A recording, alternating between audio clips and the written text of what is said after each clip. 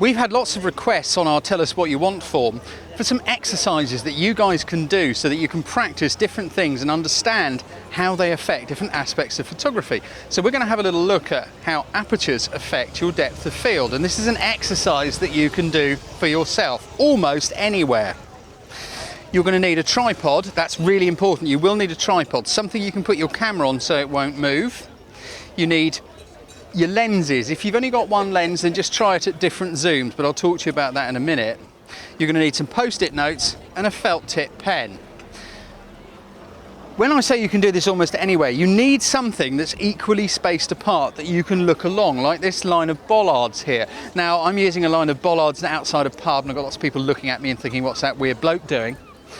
But you could use railings in a park, you could set some pegs in the ground out in the back garden. It really doesn't matter. This isn't about you getting an exciting picture, this is about you understanding how something works. It's an exercise for you to do for yourself. We're going to be taking the pictures and then looking at the results in the computer.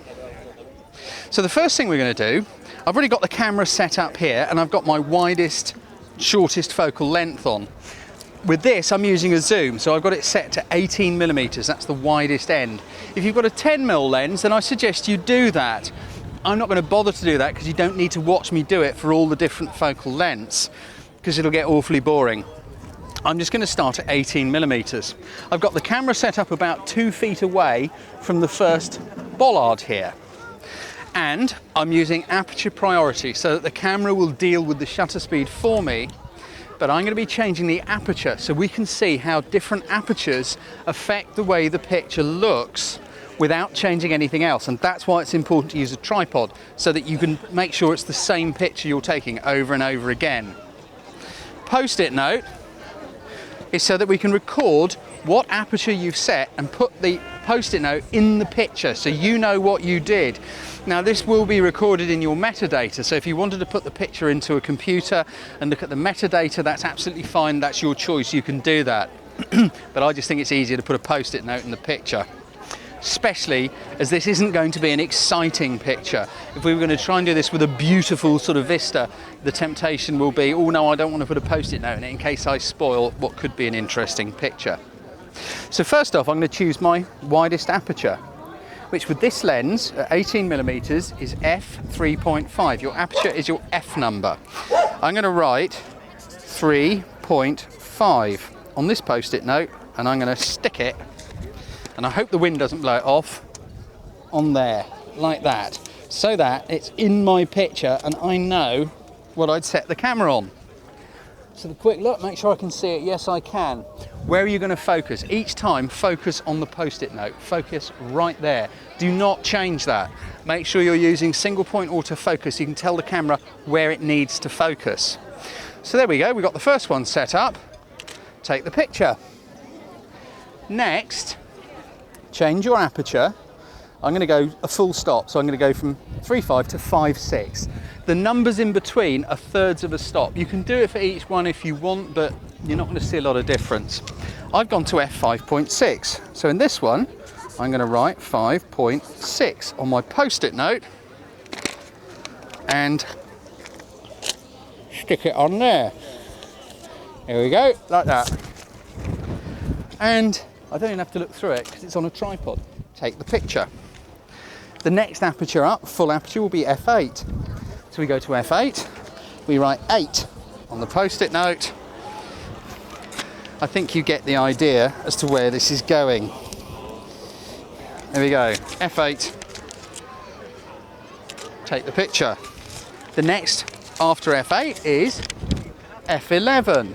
I know it goes to f9 and then f10. Those are thirds of a stop. We're just going to go full stops because otherwise it's a bit pointless.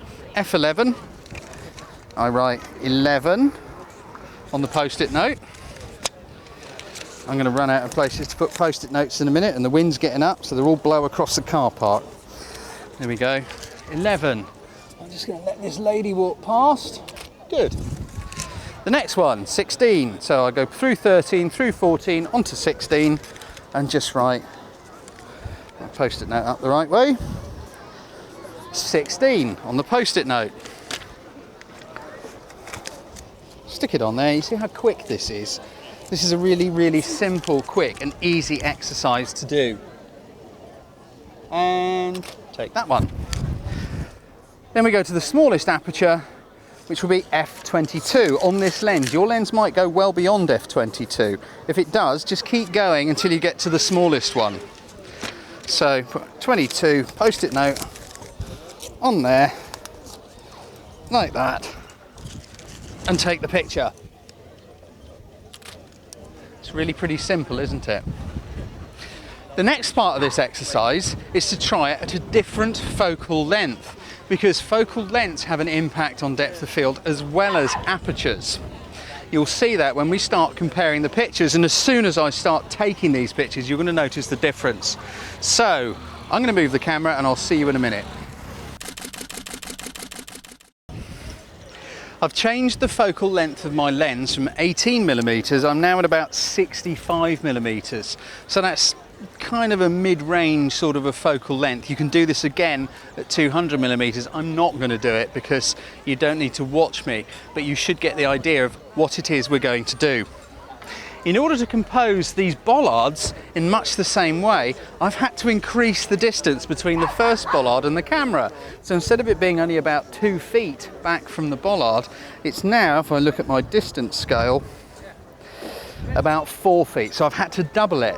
Because I increased the focal length, it's increased the magnification. And if I very quickly take that picture, even without a post-it note in it, you'll notice that the picture looks quite different. It's because of perspective. This isn't about all that. I'm not going to be explaining all that right now. Go and watch some of the perspective and focal length films we've got, and then you'll be able to understand it. But basically, we're going to do exactly the same thing. I've got the camera set up and the shot's already on the tripod. I'm going to set my widest aperture, which will be 5.6 with this lens. If you have a professional lens with 2.8 or something like that on it, great, use it. This isn't, so it doesn't matter. For the longer lens, I'm going to use a pink post-it note as opposed to a sort of yellowy green one, just so that I know for certain which focal length I used. So first off, I'm going to write on there 65mm, and then I know that at the start of the pink ones, it's the longer focal length. And the aperture was f5.6, so I write 5.6 on the post-it note, and away we go. Exactly the same thing. Let's just start shooting the pictures. Make sure it's focusing. It is, good. 5.6, we go to f8. We write 8 onto the post-it note. Here we go. And make sure it's focusing. It didn't focus that time. There we go. Good. Go to 11. F11. Right, I'll stick that on there because we can't see it. It's out of shot and I don't want them to blow around the car park. 11. Stick it on there.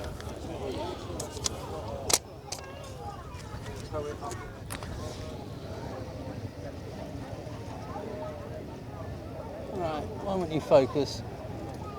There we go. The next one after F11 is F16. So we write F16.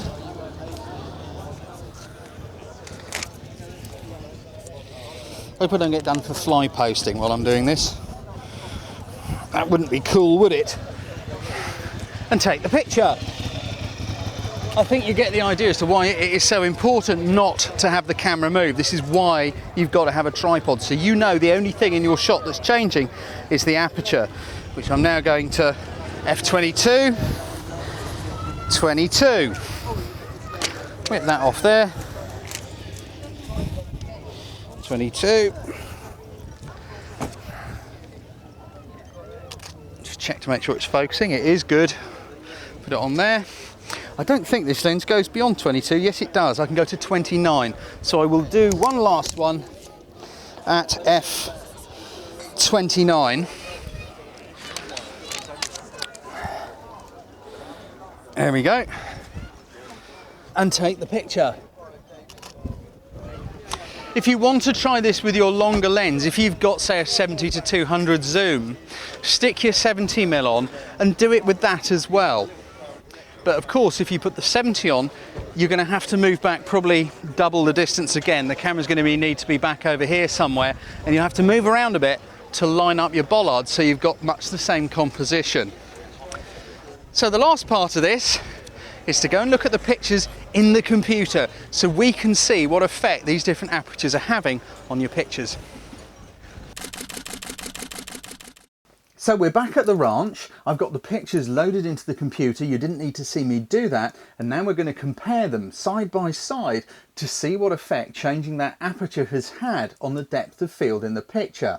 If you didn't use my preferred post-it note method of marking which picture is which and which aperture was used, I'm just going to show you in Photoshop how to check which one it was. What you do is go into the File menu here and just come down to File Info, which will open up this little box here. And then as you look down this side, you'll see f-stop, and it says F11 in this case. I'll just move that over. You can see there's my post-it note, F11. So that just goes to prove that I wasn't making anything up. I would recommend using the post-it note method simply because it's much harder to keep going into the file menu and checking the file data to find out which aperture you used than it is just to look at the picture and you can see a post-it note in there. It will avoid confusion. You will understand what's going on an awful lot better. I'm just going to flick through the pictures using ordinary picture viewer. I've already got the first one loaded in here and it's 3.5. Now, you should be able to see straight away that this first bollard is absolutely pin sharp all the way around. But as we move back up through the picture here, everything is getting softer and softer the further away we get. The second bollard is really quite soft, as are all the people in the background. We move up to 5.6. I know this lady suddenly appeared in there because I was looking at the camera when I pressed the shutter, but it doesn't really matter. It's the bollard we're interested in and the background.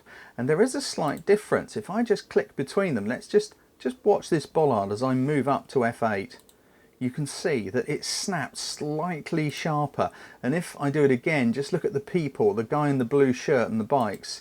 There's a jump in sharpness. We didn't change where we were focusing. All we did was change the aperture. We made it a little smaller. f8, you can see there's a lot more sharpness going on. I'll flick it again, 5.6 to f8. At f11, the second bollard almost looks completely sharp, and there's a lot more sharpness going on in the background. The fella here having a sup on his beer, he's looking pretty sharp. Although he probably won't look particularly sharp if he keeps drinking beer all afternoon, but he probably will have a nice day. F16, this is starting to look like depth of field has snuck on back at least to the second bollard. I'm just going to pop it into Photoshop and have a very quick look and see what F16 looks like. Bear with me one tick. Here we go. Let's just zoom in on that. Yeah, the second, but it's still not quite sharp, even with the shorter lens at f16. Sharpness has increased, but it isn't pin sharp all the way back yet. At f22, it looks like it's pretty sharp. I'll just double check that in Photoshop because I'm pretty sure I've got that one in here. Here we go. Let's just have a look. Yep, the second bollard is coming sharp, but it isn't pin sharp. So what's going on here? We focused about 2 feet in front of the lens, didn't we? And at that distance away from the lens, as in that's focal point, that distance away from the lens, this is how far you can get your depth of field to stretch at that focal length. I hope you'll begin to see there's a little bit of a juggling thing going on here between where you focus, the focal length, and which aperture you use. Let's take a look at the 60mm lens shots. Let's just get in here and get those. Here we go. Now the first thing you're probably noticing is that the picture looks different.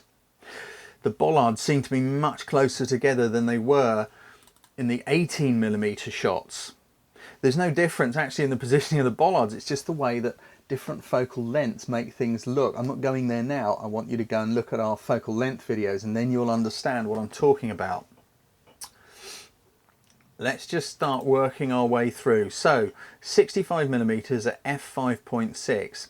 This first bollard is absolutely bitingly sharp against the blurred background. The second bollard is very blurred. The third is incredibly blurred, and as we move back, we've got more and more and more blur. Jump to f8. Just flick between the two again. Look here on the second bollard. There is a slight increase in sharpness. Depth of field has just got that little bit bigger as we've changed the aperture, made it smaller. Going on to 11, I know the light changed there, but you can see there's fractionally more sharpness, particularly if you look at the motorbike over here. As I flick up, it's got a bit sharper. At f16, let's just go from there at 11 to 16 again. You can see it happening as I flick through. Depth of field is increasing all the way up to f29, but we've still only got this first bollard absolutely pin sharp, and the second one is just starting to come sharp. If we compare, let's just compare the first one at f5.6 with the last one at f29, you can really see the difference. This is what effect your aperture has on the depth of field. The question you're probably asking is, well, how can I have all those bollards sharp? I want the whole thing sharp. It may not be achievable at that focal length, but if you focus instead of on the first bollard, just focus sort of somewhere between the two, it will shift that block of focus slightly further away because it will stretch towards you as well as further away. I can't tell you how much it will do it because it will depend on things like which sensor your camera has got. Is it a full frame sensor or a digital sensor? There are all sorts of different sensors. They also have an effect. It will depend to an extent on the lens you've got as well.